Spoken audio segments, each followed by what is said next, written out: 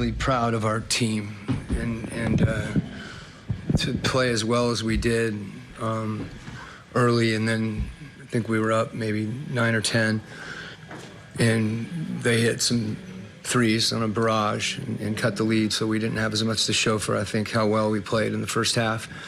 And then obviously the third quarter of the game got away, and it would have been, I think, really easy given just all the different adversity that was going on in the game tonight, for us to, to give in, and that didn't happen.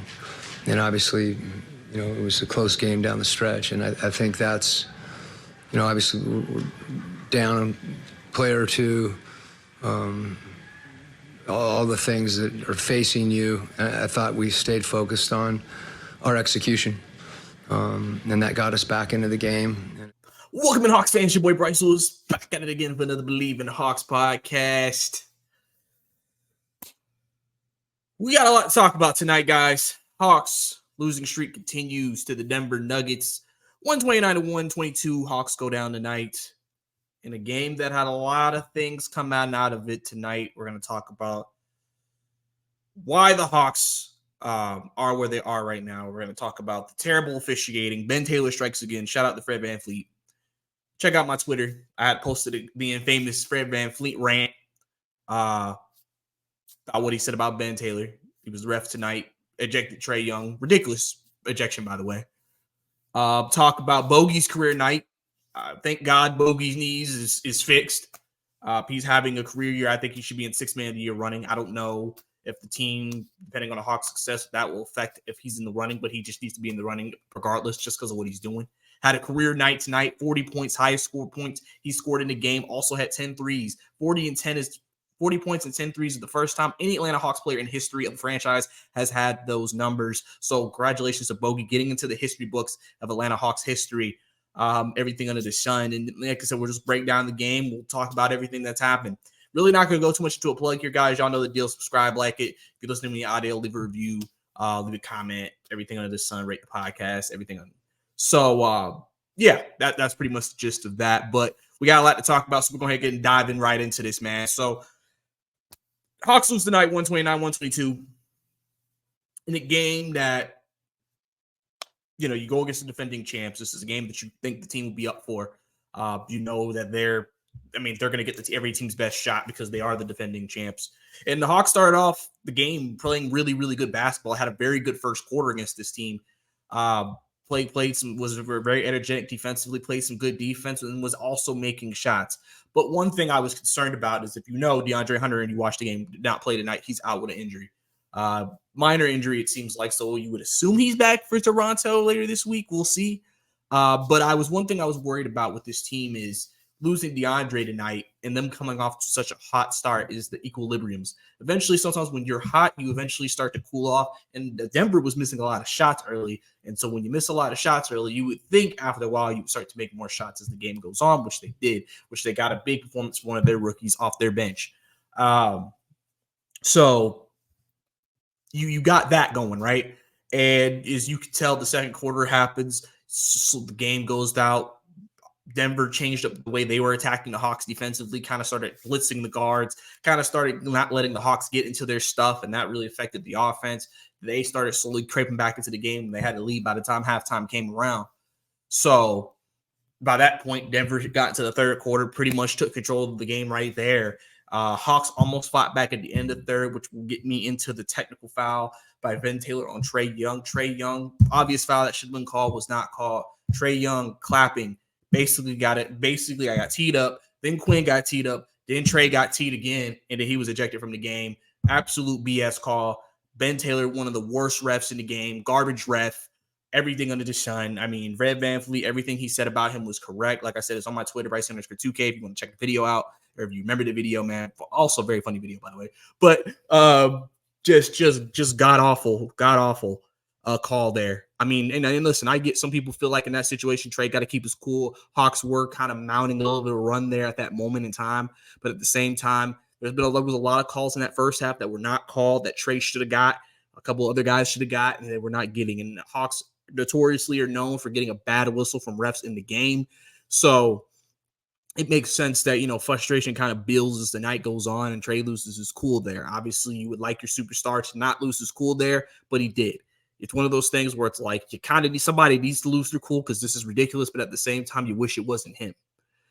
So, you had that happen, right? So, Denver getting takes control of the game going into the fourth quarter. Looks like, all right, blowout, this game's over. Bogey throughout the entire night was having a big night. He had, it's his three ball was going. Everything was really going for him tonight. He had 20 points. He was leading the team in scoring in the second half, going into the second half, and really, really played really, really well throughout the entire game. And as the fourth quarter progressed, him continuing to stay hot, hitting those threes allowed the Hawks to get back into the game once again. Then again, some referee screw up kind of towards the end of the game. Basically, Bay was trying to shoot free throws to cut the game to 2 or 3. For some reason, in the middle of it, they basically iced Bay.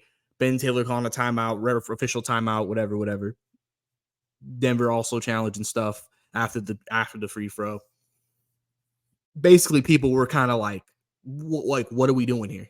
Why are we calling a random timeout in the middle of clutch free throws like that? That ice Bay ended up missing the free throw. That pretty much sealed the deal for the team right there. But I mean, one thing you got to say about it before we get into all the other stuff is that, I mean, I've said this multiple times about this team. This team fights. This team competes. This team does not give up. This team will continue to fight regardless of the circumstances. That is one thing you can appreciate about this team. This is not one of those teams maybe in previous years that would have gave up. You can tell they didn't have it tonight. They're not going to try. They're going to always continue to fight, continue to push, continue to, keep playing hard, which is a very big, sign of what Quinn Snyder has wanted to implement with his team, which is playing hard. Now, in saying that, the issue is that the Hawks, again, are always having to fight back and get back into games because they get down in these games and they're always having to extend so much energy to get back into the game. And this was another example against Denver tonight. They can't keep a lead and they're down big, and now they got to fight back just to get back into it. And you can't really win and sustain wins doing it or just play good basketball doing that either. So clearly, you had that happen.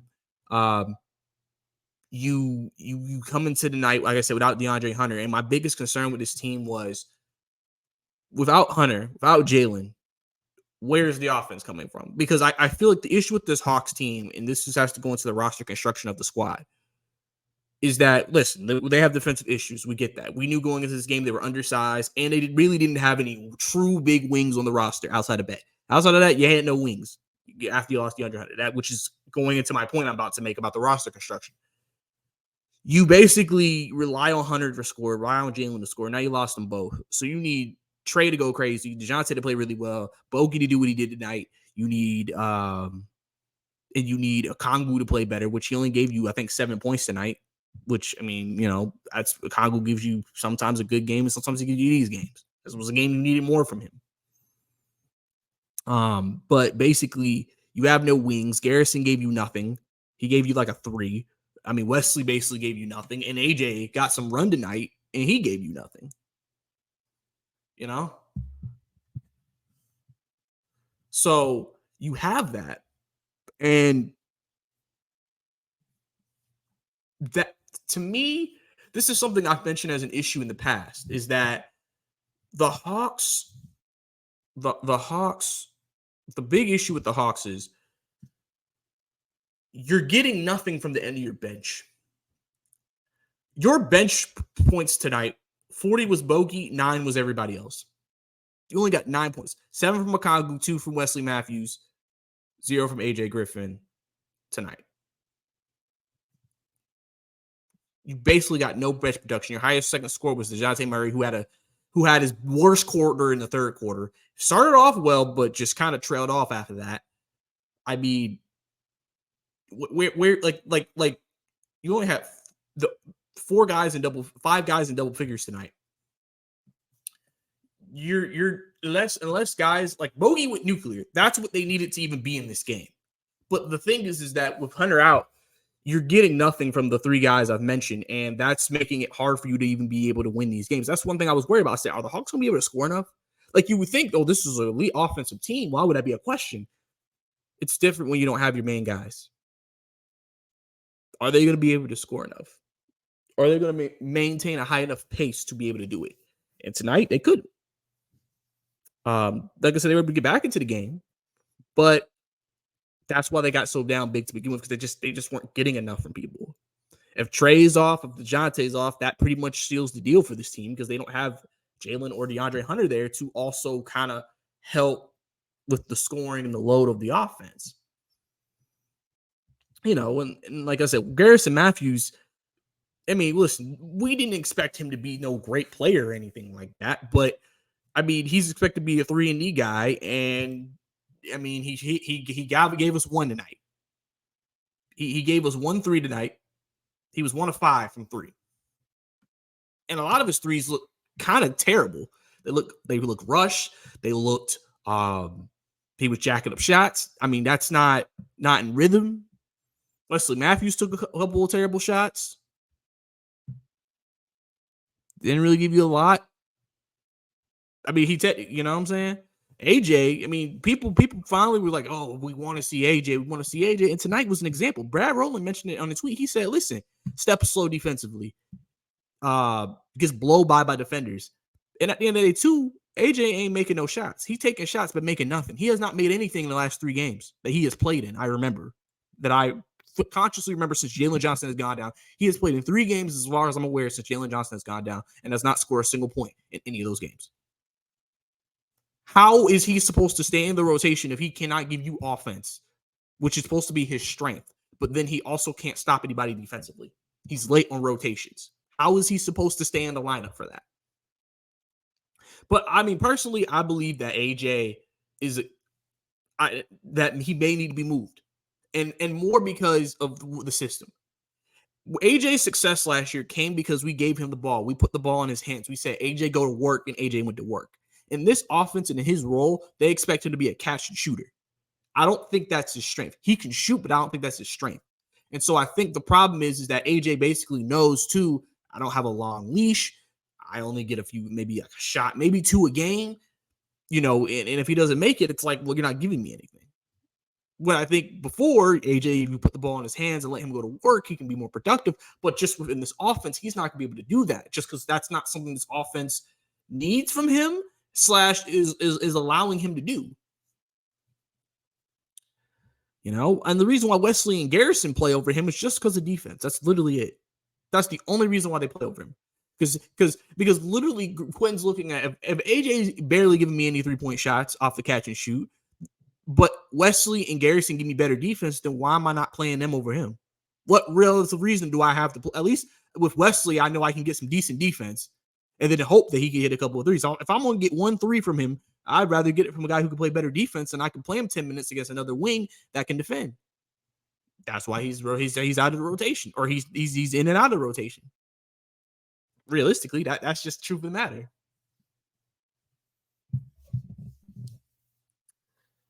But like I said, this game was some of all the issues the Hawks have had: inconsistencies from players, lack of defense, just always having to come back, extending so much energy just in the comeback. You're not going to win games in the league doing that. You're just not. It's just not how it's going to go. Now, like I said, we had Ben Taylor tonight, and obviously he's a terrible ref. Him and Trey have had issues already this year. He's had issues. I want to say that I might be wrong. Somebody tell me if I'm wrong. I think it was Ben Taylor who ejected DeAndre Hunter. I might have been wrong, though. That might have not been him. That might have been like one of that game where they had those part-time refs, because they had some of the full-time NBA referees still on holiday break. I could be wrong, but I feel like Ben Taylor was involved in some stuff with the Hawks earlier this season too.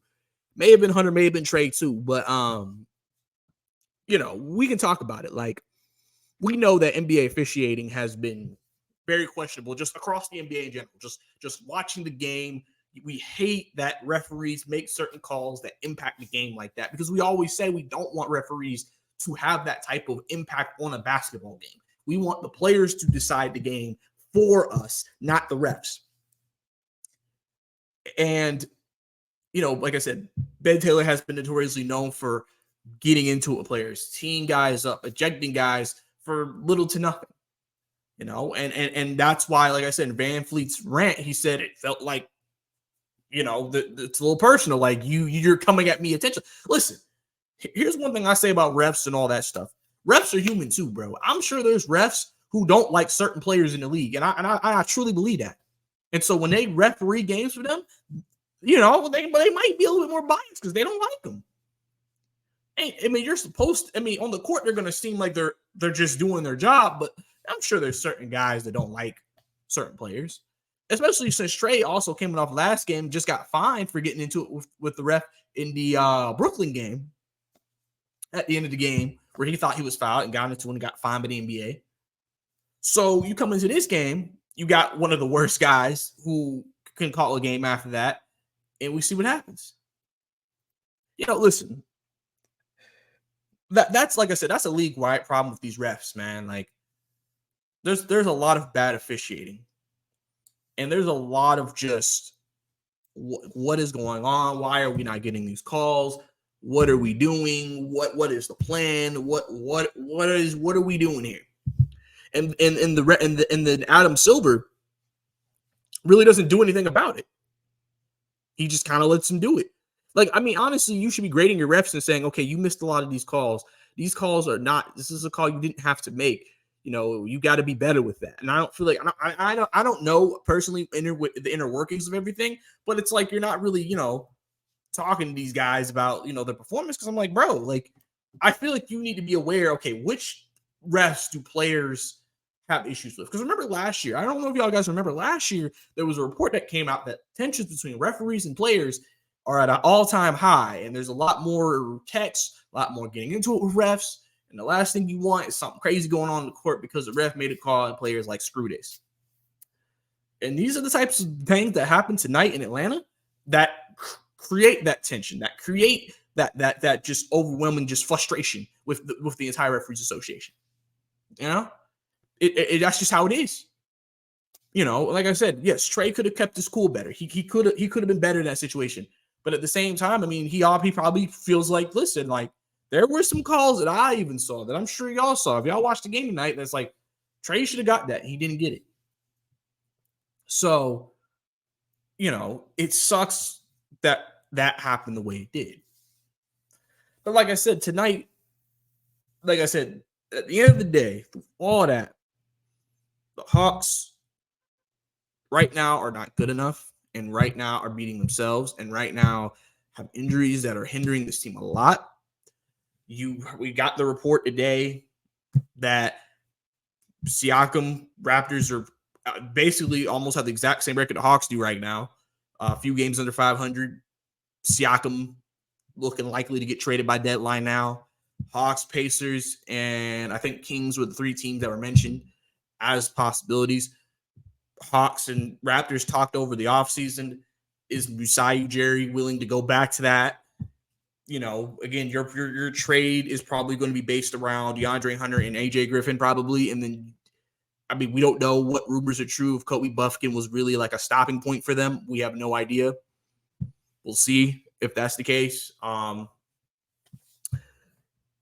I think that's a move, if this continues to happen, that I think the Hawks will end up making. I guess I don't know if it's going to be for Siakam in specific. I'm just saying in general, making a move if they continue to lose games. Because right now you got to make some adjustments to your roster because this roster is just not going to cut it. Once this team gets back full strength, they could maybe get back to 500 again, but then you're right back where you were last year. So if you really want to try to maybe take a swing to see if you can go past that, you're going to have to make an adjustment there. I know a lot of people have been frustrated with DeJounte Murray.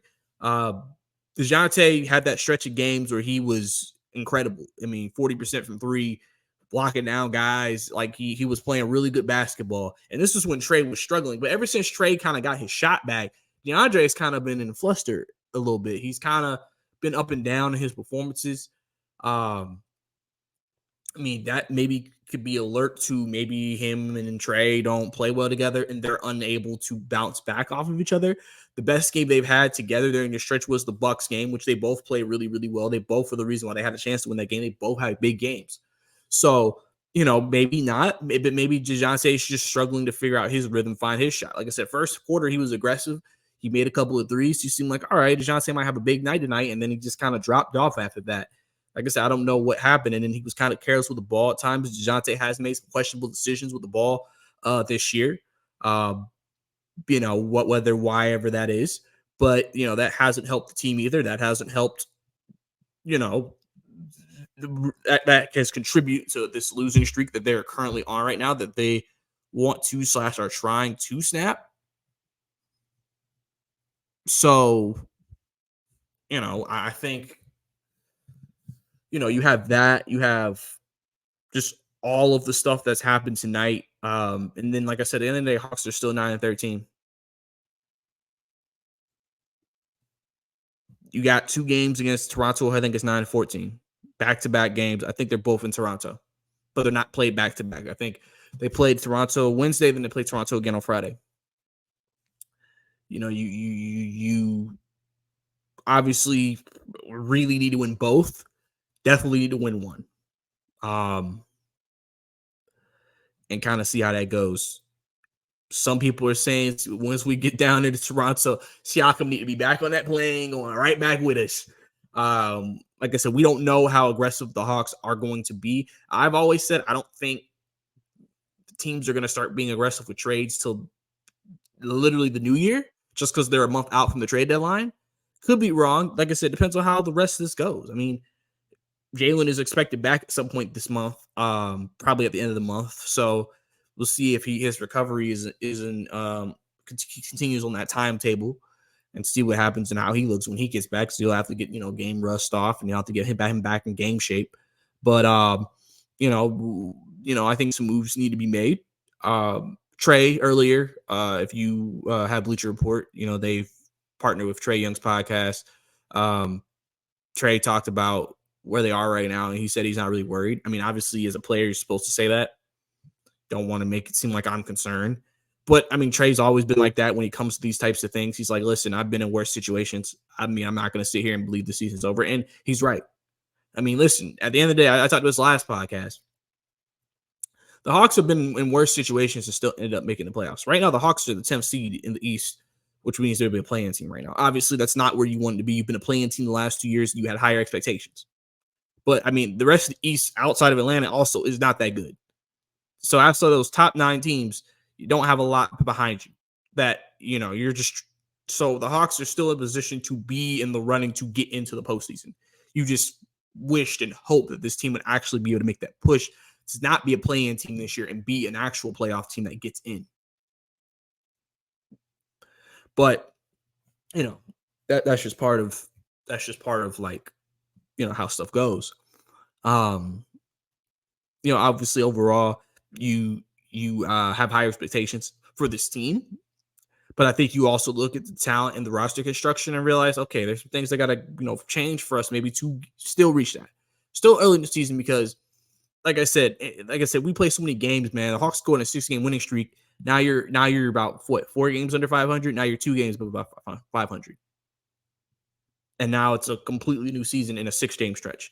Hawks have also, and a lot of people's strength of schedule websites, boards, whatever, statistics, Hawks have played a tough schedule. I mean, the Hawks have played a lot of really good teams early.